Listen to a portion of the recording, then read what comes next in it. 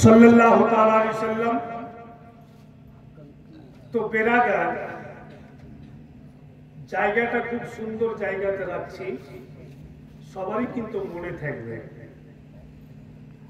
দয়ার নবী বাড়িতে বলছেন মা হালিমাকে, এ মা আজকে ক্ষীর খাইতে ইচ্ছা করছে মা।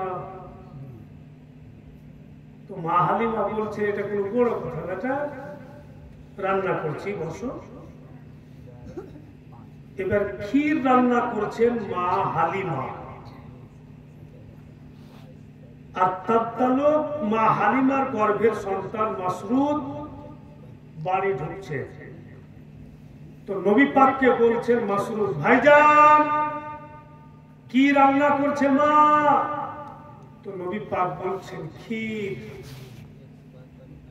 মাসরুদ চট করে বলছে যে তুমি খাও, আমি খাবো না। তো নবী পাক বলছেন এটা কোন টাইপের কথা বলছো? তুমি তো ক্ষীর খুবই খাও, আমি দেখেছি তোমাকে মিঠা খেতে ভালো।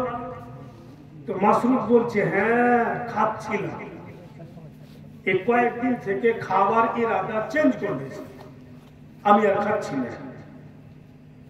তো দয়ার নবী বাপু 3টা আঙ্গুল আগে বাড়ালেন, আর মাসরুদের হাতের কালাই 3টা আঙ্গুলে ধরে নিলেন। নবী পাক ধরে বলছে দাঁড়াও, মাকে রান্না করতে বললাম ক্ষীর, রান্না হোক দোনো ভাই, দিল খুলে খাবো।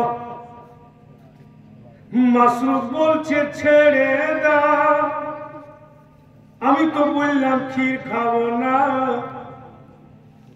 দয়ার নবী বলছে তুমি তো ক্ষীর অনেক খাও। মা হালিমা বলছে মাসরুদ তুমি তো ক্ষীর খানেওয়ালা বেটা ছেলে, হুট করে যে তুমি বলছো খাবো না, ব্যাপারটা কি? বলে মা আর খেতে ইচ্ছা করছে না।